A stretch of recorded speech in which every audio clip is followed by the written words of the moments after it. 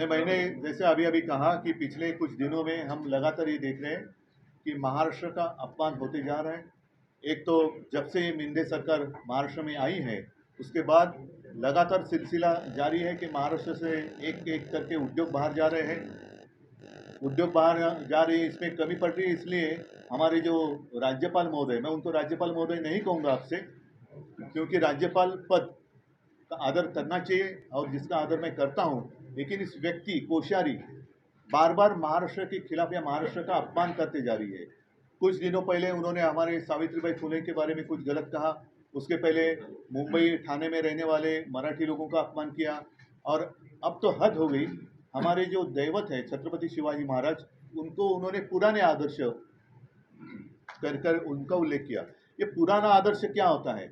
और इसलिए हमारे जो जिला प्रमुख है, मुझे लगता है कोल्हापुर के जिला प्रमुख, उन्होंने एक अच्छा मिसाल दिया। उन्होंने कहा बाप तो बाप होता है, नया बाप पुराना बाप ये क्या चीज़ होती है?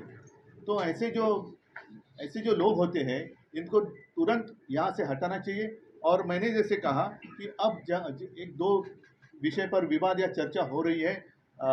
जैसे हमारे देश के लॉ मिनिस्टर है किरण रिजिजू, उन्होंने तो आशंका जताई है कि जो भी हमारे जस्टिस होते हैं उनकी नियुक्ति होती है उसके लिए कोलोजियम होता है, उसके ऊपर उन्होंने आशंका जताई है कि ये इसमें अपारदर्शकता है और वो अधिकार प्राइम मिनिस्टर को होने चाहिए। मतलब ये जो पूरी संस्था है, न्याय संस्था, वो भी अपने हाथ में वो लेना चाहते हैं, जिसका विरोध तो होना चाहिए और उसके ऊपर कार्रवाई कोर्ट तो करेगी। साथ ही साथ और एक विवाद चल रहा है, एक केस चल रही है सुप्रीम कोर्ट में इलेक्शन कमिश्नर के बारे में, और उसमें हमारे जो न्यायमूर्ति साहब है उन्होंने कहा है कि ये इलेक्शन कमिश्नर कैसे उनको नियुक्त किया जाता है उसके ऊपर भी एक चर्चा होनी चाहिए, उसकी कुछ तो सिस्टम होनी चाहिए। और इसी तरीके से गवर्नर या राज्यपाल कौन नियुक्त करता है, क्या क्राइटेरिया है? अब तक तो ऐसे माना जाता है और हमने देखा है कि जिसकी सरकार केंद्र में होती है वो उनके मर्जी से उनके व्यक्ति अलग अलग राज्य में भेजते हैं। स्वाभाविक है, जो भी व्यक्ति वो राज्य में भेजते हैं वो उनके विचारधारा के अनुसार चलते हैं। और अब ये सवाल उठता है कि जो हमारे कोश्यारी शिवाजी महाराज जी के बारे में जो उन्होंने कहा, सावित्रीबाई फुले के बारे में उन्होंने कहा, तो विचारधारा की अगर बात करें तो ये क्या भाजपा की विचारधारा है?